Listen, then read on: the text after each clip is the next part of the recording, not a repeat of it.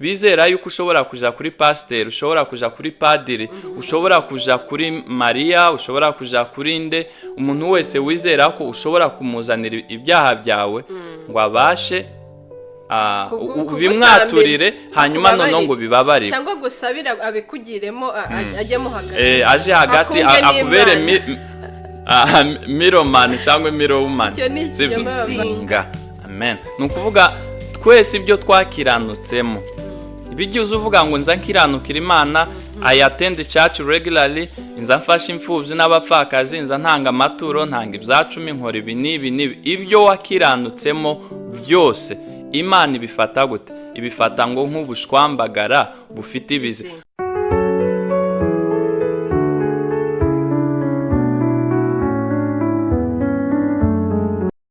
Amahoro y'Imana bane namwe, welcome back to Shelf to Self. Abantu basanzwe baza hano turabakiriye nanone, buntu bw'Imana bane namwe turabishimiye, ndetse nawe niba uri mushyashya you are most welcome here.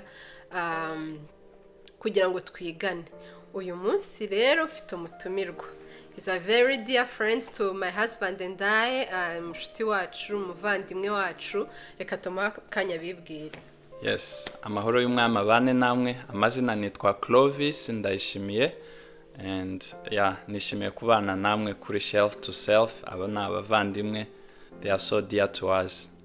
Yes, arakoze cyane brother Clovis watubereye umutumirwa uyu munsi. Tumaze iminsi rero tuvuga ku binyoma abagore n'abakobwa bizera, ubushukanyi bw'umwanzi Satani adushuka twebwe nk'abagore. Ariko uyu munsi rero dufite noneho tubafitiye, turashaka kubasangiza ku kinyoma gikomeye ari nacyo giteye ubwoba kurusha ibindi.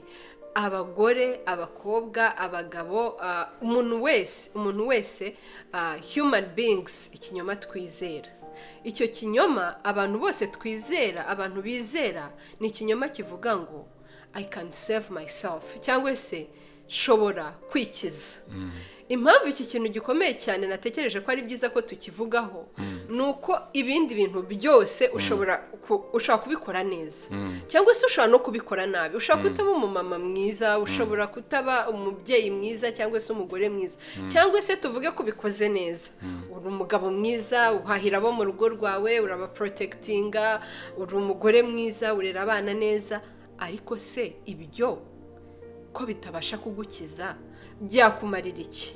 Hari icyanditswe kiri muri Mariko igice cya 8 umurongo wa 36 kivuga ngo kandi umuntu byamumarira iki gutunga ibintu byose byo mu isi niyakwa ubugingo bwe?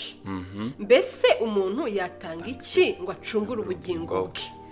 Rero nubwo nitaye cyane, twitaye cyane ko muba abagore beza, muba abagore bubaha Imana, ariko icyo twitayeho cyane n'ubugingo bwanyu urabufite. Yego, kubera yuko Imana ire mu muntu, sibyo? Nukuvuga ngo yes, dufite itangiriro aho twavuye, ariko ni dufite iherezo. Icyo mvuga ni icyo nshaka kuvuga niki, nukuvuga ngo umuntu uburyo Imana yamuremanye ubugingo. Either ubwo bugingo ni ubugingo nyine uzaspendinga eternally with God, uzaba uri kumwe n'Imana, cyangwa ubugingo bwawe nyine burimbuke muri Gehenom. Urumva? So nukuvuga rero icihutirwa umuntu yagakwiye kumenya, ubugingo bwanje bwaracunguwe. Yego, narakijijwe. Ari nawe icyanditswe my sister amaze kuvuga hano, byamarira iki umuntu kuba uri the best mom, the best person, wenda ufite urugo rwiza, abana beza, umugabo mwiza, umugore mwiza, uri umuntu w'imfura, ufite ubwiza bwo kumubira, abantu baragutaka. Ibyo byose ni byiza pe, kandi unakurikiza ubushake bw'Imana nyine, kuko nk'uko my sister ino channel ibereyeho nyine kubayidifayinga. Ariko byaba ntacyo bimaze niba kino kintu tugiye kuvuga kijanye n'agakiza kitakuriho, utacyumva cyangwa se utacyumva, utagifite. Yego. So brother, tubwire rero ni ukubera iki umuntu gutekereza ko yakwikiza ari ikinyoma? Impamvu ni nyinshi, ariko wenda uno munsi turarasa ku ntego zimwe na zimwe.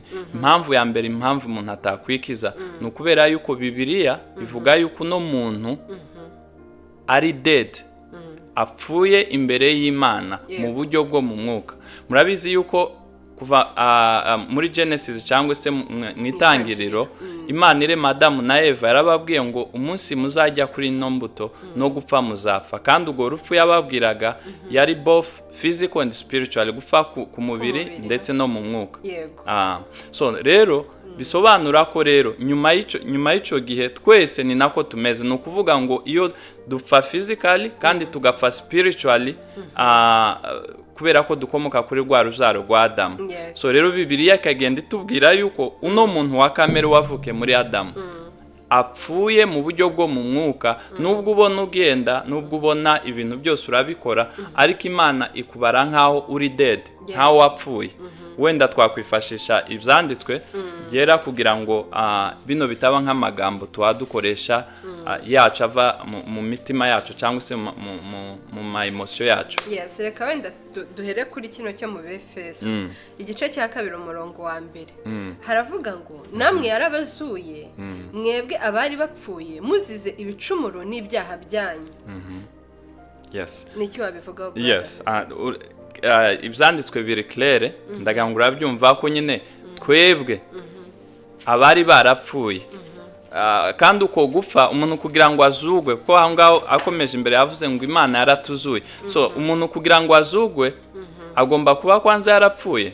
Nimba utarizera yuko wavutse upfuye spiritually kugira ngo Imana ikuzure muri Kristo Yesu, ubwo ni ukuvuga muri make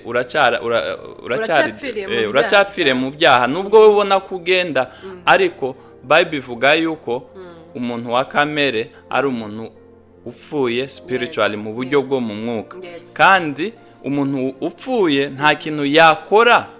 Wibuke rya jambo twatangiriyeho, ikinyoma abantu bizera nuko ngiye nakwikiza. Hari icyo wakora. Umuntu upfuye nta kintu yakora.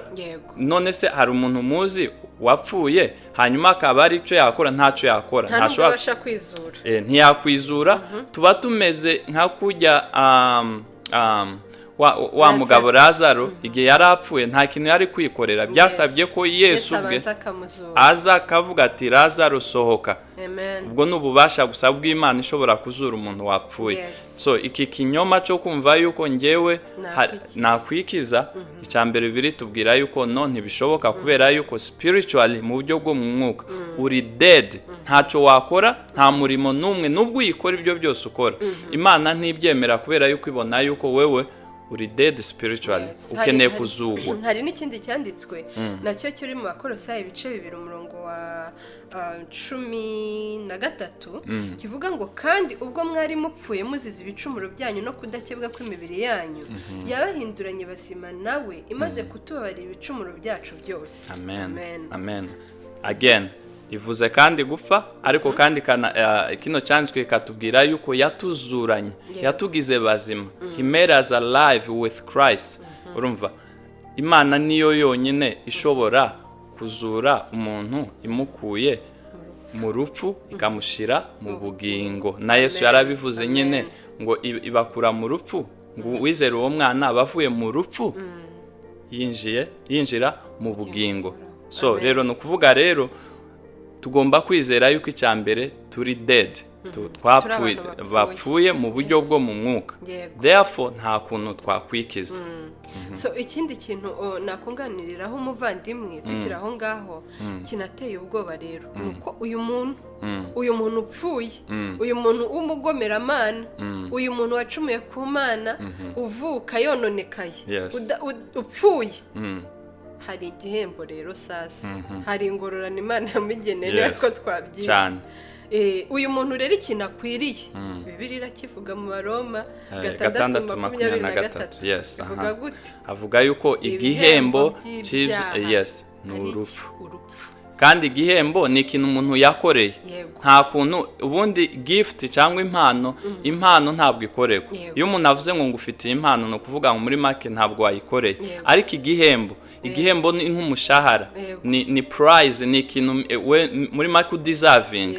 Nayo mpamvu bimwe mu byo muri previous episode my sister yavuze nyine, iyo entitlement yo kumva ko deserving ikintu. The only thing we deserve, ikintu cyonyine dukwiriye bitewe n'ibyaha twakoze nyine, ni urupfu rw'iteka ryose. Icyo ni cyo kintu cyonyine dukwiriye imbere y'Imana. Igihembo cy'ibyaha ni urupfu. Ibyo bintu biteye ubwoba. Hari icyanditswe kivuga ngo biteye ubwoba gusumirwa n'amaboko y'Imana. Tekereza rero Imana nyine kuguha igihano kigukwiriye. So brother, tubwire ni ikihe kintu kindi ukwiye kuba umuntu apfuye kandi kiranahagije, kuko twabonye ko umuntu apfuye nta kindi kintu ashobora gukora. Ni ikihe kintu kindi twatangaho wenda twavugamo kigaragaza nanone uburyo iki kintu ari ikinyoma umuntu atabasha kwikiza? Indi mpamvu ya kabiri ni ukubera yuko ikiguzi cy'agakiza, impamvu tudashobora kwikiza ubwacu, sibyo? Ikiguzi cy'agakiza ntikiva kuri twe. Urumva? Ni ukuvuga ngo kubera yuko Imana isaba ko haboneka igitambo kugira ngo uno muntu, kubera ko yacumuye, akwiye kubabarirwa. Rero kugira ngo ababarirwe nuko haboneka igitambo. Kandi igitambo ntabwo ari igitambo cyose wibone, ni igitambo kiri perfect. Amen. Iki kintu brother avuze nicyo.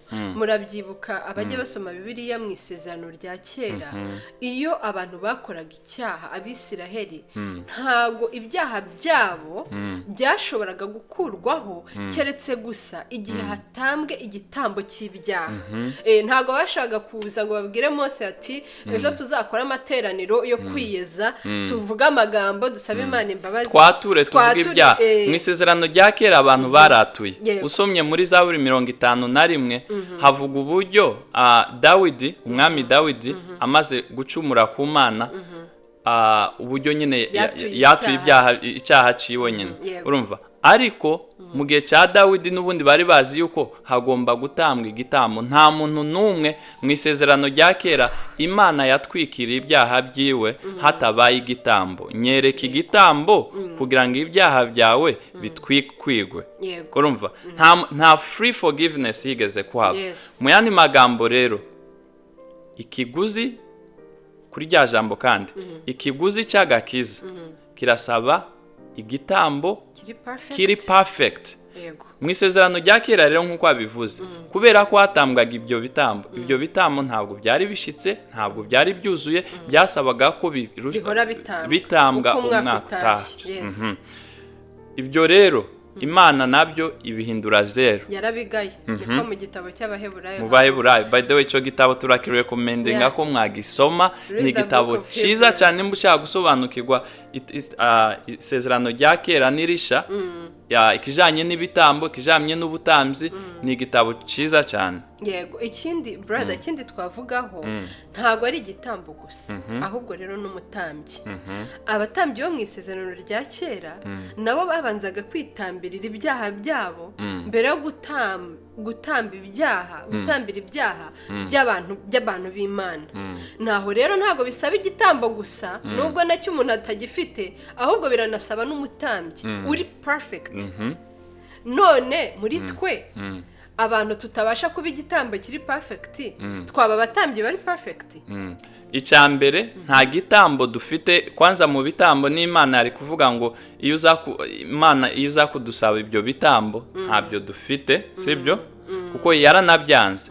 Number 2, Imana isaba umutambyi. Nta mutambyi dufite wo kudutambira ibyaha byacu. Hariho bamwe na bamwe bunyine bizera yuko ushobora kuja kuri pasteur, ushobora kuja kuri padiri, ushobora kuja kuri Maria, ushobora kuja kuri nde, umuntu wese wizera ko ushobora kumuzanira ibyaha byawe ngo abashe bimwaturire, hanyuma none ngo bibabarire, cyangwa gusabira abikugiremo ajyemo hagati, aje hagati akubere miromani cyangwa mirowumani. Icyo ni ikinyoma bavandimwe. Icyo ni ikinyoma. Yes. Yesu Kristo niwe miromani wenyine dufite hano mu isi. Amen. Nta wundi mutambyi dufite wo kudutambira, sibyo? Nako yaradutambiye, ntabwo ari ukudutambira ukundi, kuko Bibiliya bivuga mu Baheburayo ngo yatambye igitambo kimwe kandi agitamba once and for all, biba bihagije by'iteka ryose. Yes, ikindi kandi brother twabwira aba bantu ni abantu ahari rimwe na rimwe bakerensa gukiranuka Imana isaba ko kungana. Iyo nindi poekazi. Yes. Imana mbese ishaka gukiranuka kungana gute? Niba uri kugerageza birahagije. Niba nubahiriza amategeko y'Imana uko nshoboye, mu mudugudu wacu nkaba ari ngewe ngeranyije n'abandi bagore b'iki gihe, ntubizi ko abagore b'iki gihe se bitoroshye. None niba ari wowe mugore w'intangarugero, uko gukiranuka ahari ni guhagije. Imana irasaba umuntu gukiranuka kungana gute, ku buryo umuntu avuze ati ngewe ariko nzakiranukira Imana mu gato na kanini, ni ikize yaba yibeshye. Dusomye muri Yakobo igice cya 2 umurongo wa 10 kugeza 11 haravuga ngo umuntu wese witondera amategeko, ubwo urumva ko urakiranukira Imana mu kumvira amategeko cyangwa mu kumvira ibyigusaba. Umuntu wese witondera amategeko yose ariko agasitara kuri rimwe ngo aba ayacumuyeho yose. Ngo kuko uwavuze ati, iyo Mana nyine yavuze ngo ntugasambane, ngo ni nawe wavuze ati ntukice, ngo nuko rero nudasambana ariko ukica ubu yacumuyeho amategeko yose. Ubwo nukuvuga ngo Imana ntabwo ishaka kugerageza. Ntuvuge ngo njewe ngo nzazanye kiranukira uko nshoboye. No, ibyo ngibyo ni doctrine we wiremeye ubwawe. Ntabwo ari biblical doctrine. It's man centered doctrine rwose wiremeye. Kuko Imana isaba perfection. Kandi brother uzi ikintu se, icyo kinyoma cyo kwigerageza kumva ko uzagerageza rega ntabwo gitangiye ubu. Ni cya kera, the old lie muri Eden. Nose nuzi ko Adamu na Eva bamaze gukora icyaha, babonye bambaye ubusa, biremera ibicocero byabo, twishakira ukuntu tuhisha ubwambure bwacu. None se Imana ije yarabishimye iravuga ati bakoze icyaha ariko ndabona bambaye bambaye wapi yishe inyamaswa, uruhu rw'inyamaswa, hanyuma kandi urwo ruhu rw'inyamaswa rusobanura nyine sacrifice. Irabambika ubwambure bwabo. Imana ni igomba kutwambika, notwe twebwe kwiyambika.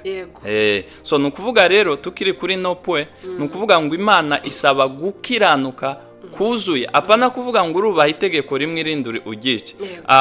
Uzaza ukiranukira Imana muri bimwe, ibindi ubisitare, kuko Bibiliya hano again ufata uno murongo Yakobo 2:10 niho havuga yuko Imana yavuze ngo ntugakore iki, ni nayo yavuze ngo ntugakore iki. Rero ni wubaha ibi ugasiga ibi ubu bicumuyeho byose. Ubwo nukuvuga ngo muri grade mu mashuri y'Imana ntabwo ari 90%, ntabwo ari 99%, ni 100% or 0. Wenda twakwifashisha n'ibindi byanditswe bivuga kuri uku gukiranuka kw'Imana. Yes, reka wenda dusome ibyanditswe wenda nko muri Yesaya. Yesaya tubonamo ukuntu 64 umurongo wa 5. Yego. Yesaya 64 umurongo wa 5 haravuga ngo kuko twese twahindutse abanduye. Wumve, twese apana kuvuga ngo wenda ngo bamwe cyangwa bake, no, twese without exception twahindutse abanduye, kandi n'ibyo twakiranutse byose bimeze nk'ubushwambagara bufite ibizinga. Amen. Nukuvuga twese ibyo twakiranutsemo, ibigiye uvuga ngo nza nkiranukira Imana, I attend church regularly, nza mfasha imfubyi n'abapfakazi, nza ntanga amaturo, ntanga ibyacumi, nkora ibi n'ibi, ibyo wakiranutsemo byose Imana ibifata gute? Ibifata ngo nk'ubushwambagara bufite ibizi. Wenda iryo jambo riraremereye. Reka turangize iyi verse ngo twese turaba nk'ibibabi, kandi gukiranirwa kwacu kudutwara nk'umuyaga. Oh wow. ukuvuga uko gukiranirwa kwacu kuraremere turi imbata zo gukiranirwa ku buryo umuyaga uzare nk'akababi kadafite uburemere yo kari mu muyaga ntago kaba gafite control uragutwara aho gutwara ahangaha uko niko rero gukiranirwa kwacu kudutwara kandi evidence wirebe nta mu buzima bwawe ibyiza n'ibibi ni ikihe kiza kiganza mu buzima bwawe yego Imana igushize ku munzani wavuga yuko ibyiza ari byo bidomina ubuzima bwawe cyangwa ibibi kuko Paulo nawe ubwiwe yigeze gukonfesinga avuga ngagerageza gukora ibyiza ibibi akaba ari byo bimwitanga imbere no kuvuga ngo umuntu wa kamere kubera yavukanye icyaha cinjiye in and out no kuvuga ngo cyarasexeye kiafectinga gisenya ikintu cyose umuntu nyine yahagarara avuga ngo wenda ngo ahangaha niho hazima even our will n'amahitamo yacu are affected with that sin nico cyaha ni ukuvuga ngo even ubwo wakwifuza gukiranukira Imana ntabwo icyaha cyara affecting your will yawe ntabwo ushobora kuyikiranukira uko ishaka icyo kintu uziko yobu yakivuzeho aravuga ari kuvuga ukuntu nyine Imana yera avuga ko abamarayika n'ijuru byose bitayitunganiye hari igihe nabyo abibonamo ikizinga umugayo aravuga ngo nkaswe umuntu noneho umuntu ni nk'ahari we ni rwimbi none ugotomera ibyaha nk'unywa amazi that's the level of our unrighteousness noneho ku Mana isaba gukiranuka kungana gute Imana isaba ugukiranuka kuri perfect wadusomera muri Zaburi 14 wenda naho kugira ngo umve ko ibintu twatuvuga ntabwo ari amagambo yacu ni biva mu byanditswe byera 14:2 havuga gute haravuga ngo Uwiteka yarebye abantu ari mu ijuru kugira ngo amenye yuko harimo abanyabwenge bashaka Imana bose barayobye bose ubwo ni ukuvuga nta exception ihari twese twarayobye bose bandurijwe hamwe nta ukora ibyiza n'umwe mu Baroma aho bavuga ko nta n'ushaka Imana n'umwe nta ukiranuka nta ushaka Imana nuko waruvuze aho ngaho nyine kuri Zaburi ukuntu nyine abantu bose bayobye nta muntu ushaka Imana nta ukora ibyiza bose bandurije hamwe ibi twavugaga nyine turi kugaragaza ukuntu uyu muntu none umeze utya ni gute yakiranukira Imana ntibishoboka 100%. ntabwo Bibiliya Imana yonyine irabivuga yaba ari mu isezerano rya kera ndetse nirisha iyo usomye mu Baroma wenda kubera umwanya icyo cyanditswe mwagisoma mu Baroma 3:10 havuga yuko nta ukiranuka n'umwe nta mukiranutsi n'umwe uhari ku isi kubera iki no muntu yavukanye icyaha kandi icyo cyaha rero gukiranuka kwe ntabwo kuzuye ku buryo Imana yakwemera so rero birasaba ko haboneka perfect holiness perfect righteousness cyangwa se gukiranuka kuzuye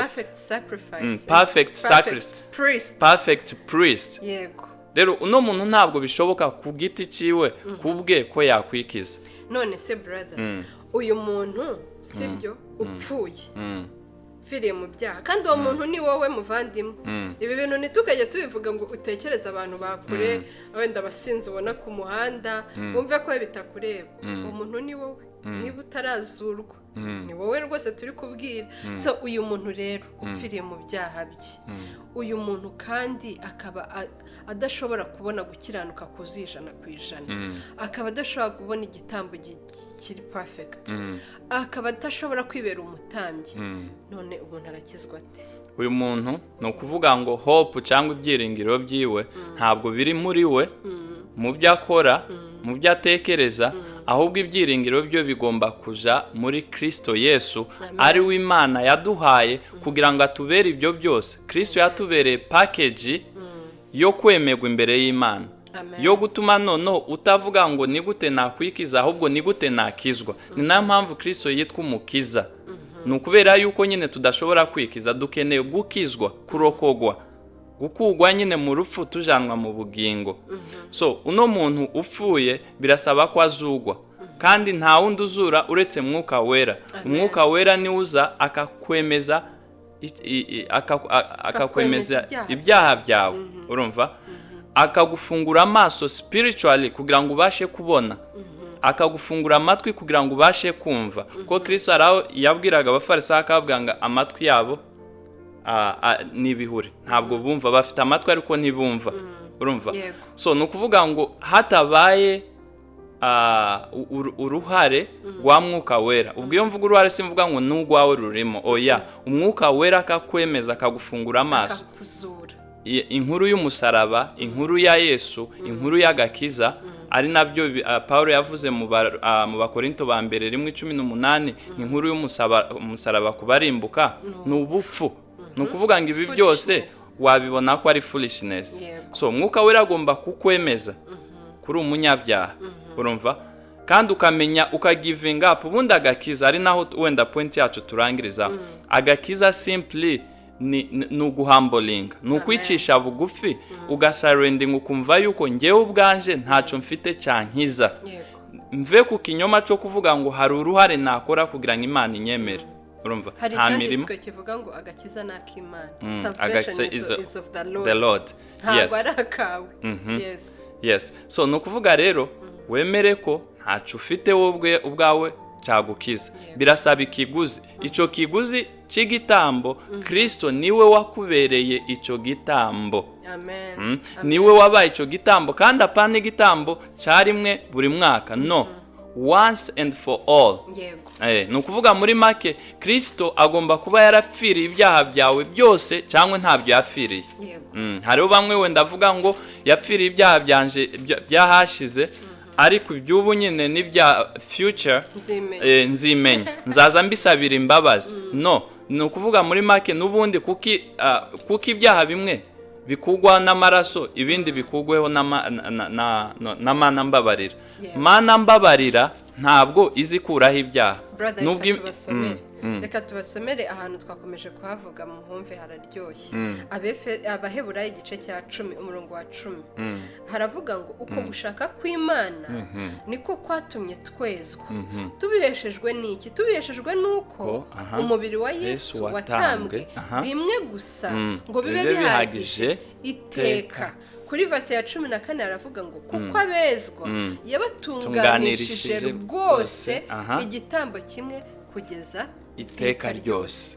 Amen. Nukuvuga ngo wewe nimbura uwera, uruwera once for all. Apana uvuga ngo uno munsi uruwera, urumukiranutsi, ejo ntabwo urumukiranutsi. Imana abo yatunganije yabatunganije rimwe. Yabagize abera. Ni nayo mpamvu nyine Bibiliya usanga inzandiko intumwa zigenda zivuga yuko ibita ngo abera b'Ikorinto, abera b'Efeso, n'abera nyine, ariko ntabwo ari bo bigize abera, ahubwo baratagatifujwe. Imana niyo yabagize abatagatifu. Amen. No muri Romans brother, reka nawe tubasomera igice cya 10. Paul abwira Abisiraheli, babwira context.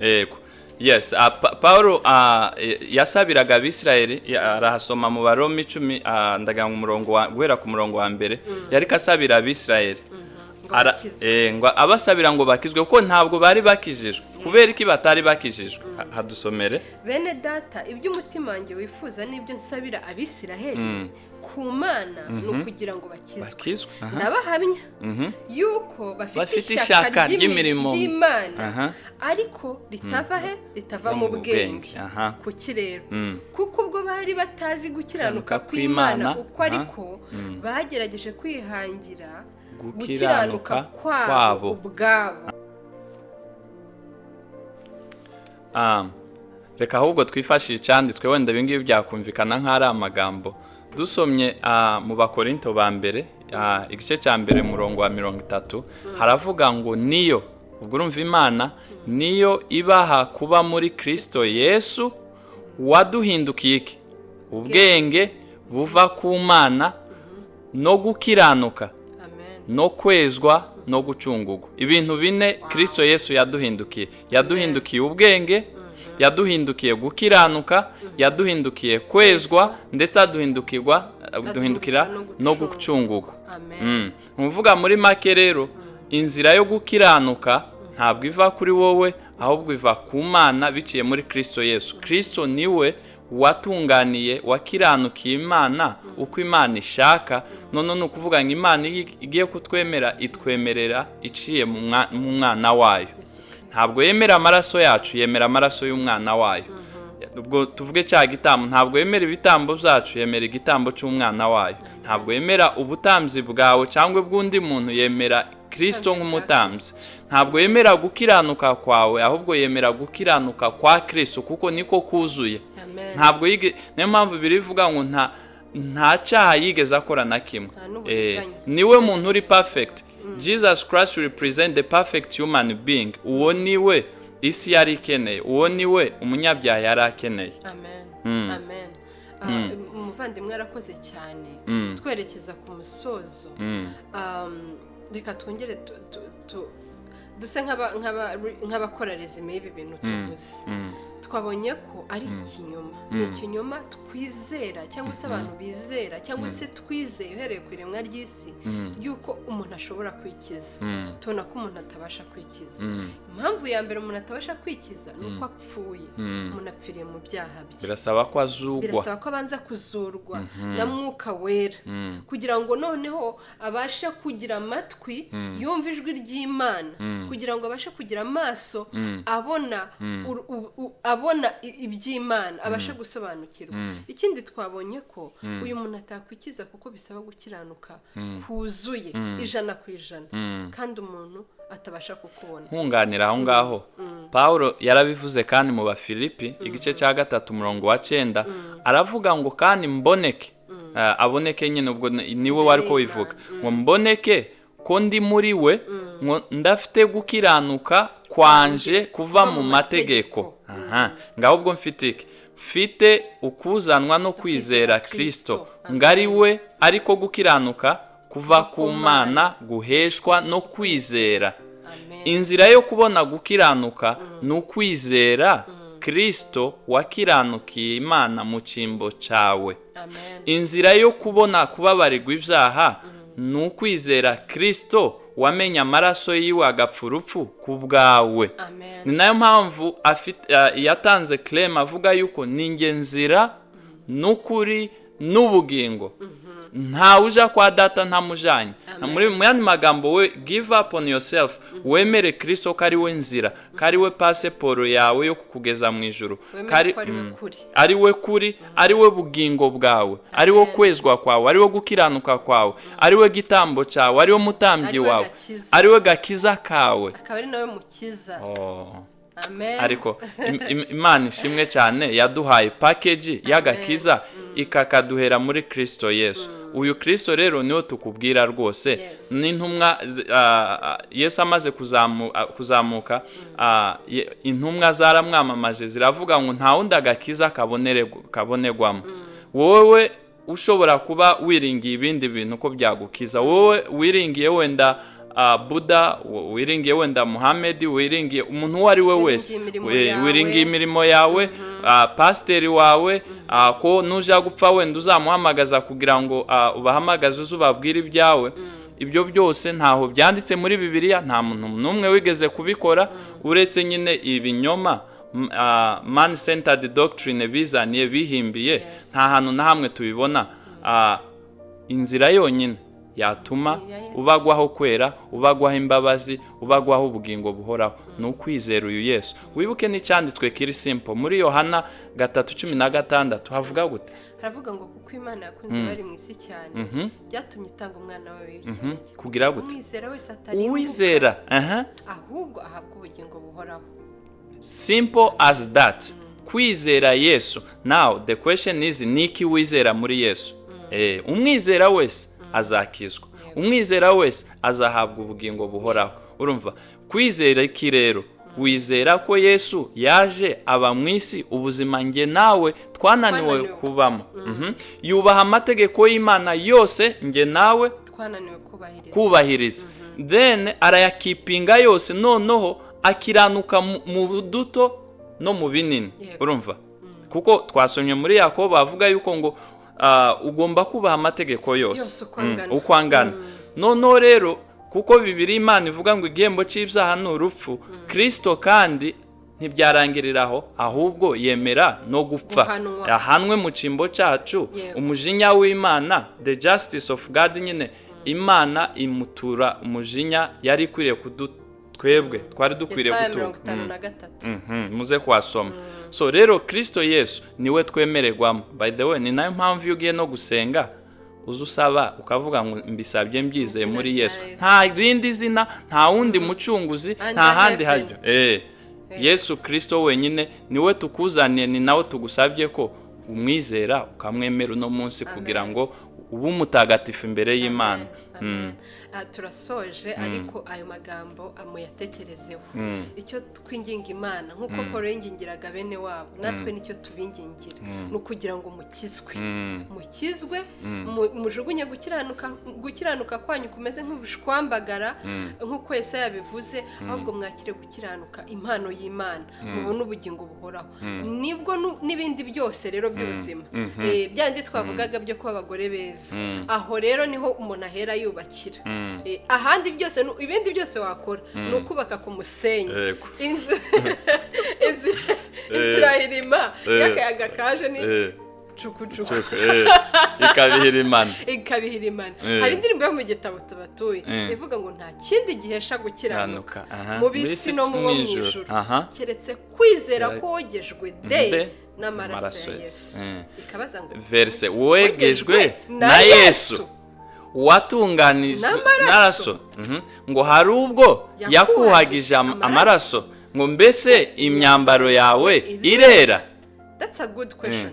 Think about it. Ikindi gitero mu ndirimbo kandi yo mu gushimisha avuga ngo yanyishuriye yose, ngo yarambabariye ibyaha byanjye atuma nera de. Mbese urera de. Mbese izina ryawe ryanditswe mu gitabo cy'ubugingo. Amen. Ntuze intumwa nazo zigeze Yesu yarazibwiye ngo ntimunezezwe ntimushime yuko ngo mushobora kwirukana amadayimoni mu izina ryanjye, ngo ahubwo ngo mwishime yuko munezezwe nuko amazina yanyu yanditswe mu gitabo cy'ubugingo.